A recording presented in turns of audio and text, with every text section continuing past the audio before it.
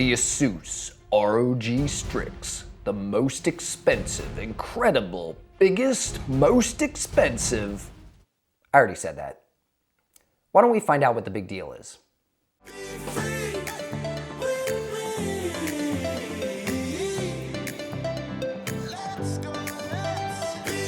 Hello and welcome to Danny's Tech Channel. Today, I want to take a look at the Asus ROG Strix RTX 3070.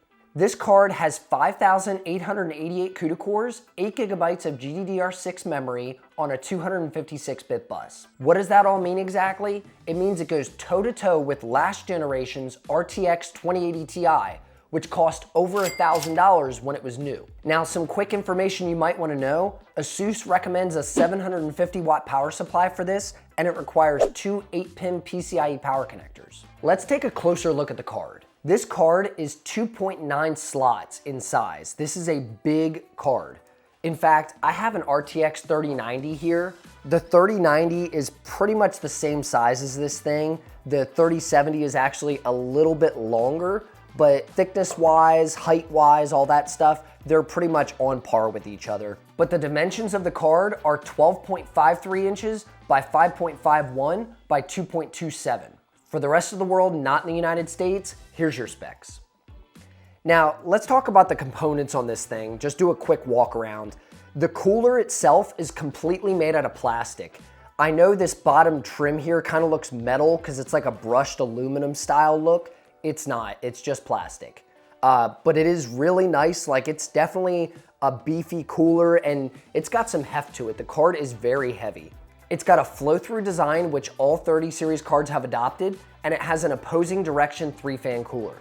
What this means is the center fan spins in opposite direction of the two outer fans. This creates less turbulence in the airflow and just allows you to exhaust the heat easily. It's got a front RGB strip that bleeds onto the rear of the fans for vertical mounting effects. Video outputs are 3 DisplayPort 1.4As and 2 HDMI 2.1s. As I said before, it has 2 8-pin power connectors, and you can actually see it's got a third slot right here for an additional power connector. That's because they pretty much reuse the exact same cooler design for the 3080, 3080 Ti, 3090, I'm pretty sure. I don't have one, but I mean, what else would that be for? And a cool little extra feature that this thing has, you can see it's got 2 PWM fan headers on the front of the card here. You can feed fan headers through here for your case, and you can plug your front fans into the card. That way, when the card ramps up, you can control it through Asus's software for this. When the card fans ramp up, you can get your case fans to ramp up too. That way you can create additional cooling for this card if you want. Enough on the styling of it, let's talk about the price. The RTX 3070's MSRP is $499 USD. That's kind of laughable, I know, because the current price of this graphics card is $779 USD. I got my card back in January of 2021 and I paid $639 for it. That's right, $639. I don't have a box with it or anything, that's why I don't have any cool B-roll of the box or it sitting in front of the box, because I bought this in a pre-built system from NZXT in their BLD systems, and it just came as a full setup. But I've used the card in tons of other builds since then. I've used it in my own personal rig. I just really wanted the Strix card, and this was the easiest way for me to get it. The only difference between the version 2 and the version 1, which I have here, doesn't have the hash rate limiter, so if you wanted to mine cryptocurrency, it can mine at full speed without having to beat the limiter.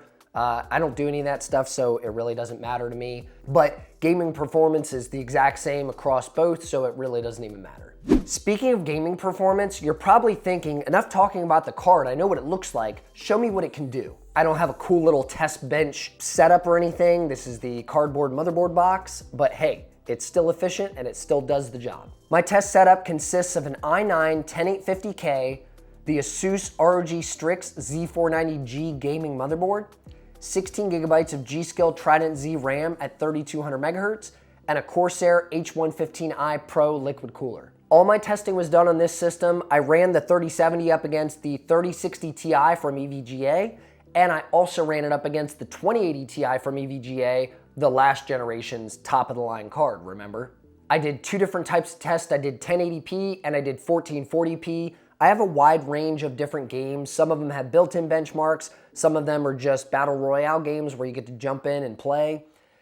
So I'd like to think I had a nice little range of games. This was done with a 3-run average between all the games for consistency's sake, and all the games were played on max settings. The first game up was Apex Legends. The RTX 3070 came out with 209.1 FPS average in 1080p versus the RTX 2080 Ti's 217 FPS average. And then the 3060 Ti came in at 201.3. Now for 1440p results, it's pretty much on the same path. The 3070 got 174.2, just shy of the 176.2 on the 2080 Ti. And then the 3060 Ti came in at 152.5. I hate to tell you, but this is gonna be pretty consistent between the 3070 and the 2080 Ti. They are very similar performance, and then the 3060 Ti comes in just shy of both of those cards. Next game up is Forza Horizon 5. This is a very new title. I used the built-in benchmark. I'm really impressed with the 3070. It got 99.2 FPS average versus the 2080 Ti's 94.2 and 87.5 for the 3060 Ti. 1440p was a pretty similar result with 85.7 for the 3070, 80.5 for the 2080 Ti, and 74.2 for the 1440p result of the 3060 Ti. If you think about it, these results are pretty similar. You're not gonna be able to tell, I couldn't tell the difference between these games. They look almost identical. 4 to 5 FPS is really no difference. The third game tested was Hitman 3. The RTX 3070 got 117.1 FPS average. The 2080 Ti came in at 119, and the 3060 Ti came in at 117.5. The 1080p results, I'm pretty sure that hit the game engine bottleneck, not because of the card or the hardware that I used or anything. I'm guessing 120 FPS is pretty much the cap of the game because the 3060 Ti caught up to the 3070 and the 2080 Ti. The 1440p result was a little different. It was 112.1 for the 3070, the 2080 Ti was 109.7, and the 3060 Ti dropped down to 98.9. Last game up is Shadow of the Tomb Raider. The RTX 3070 achieved 149.6 FPS average, the 2080 Ti got 150.8, and the 3060 Ti got 140.7 in the 1080p results.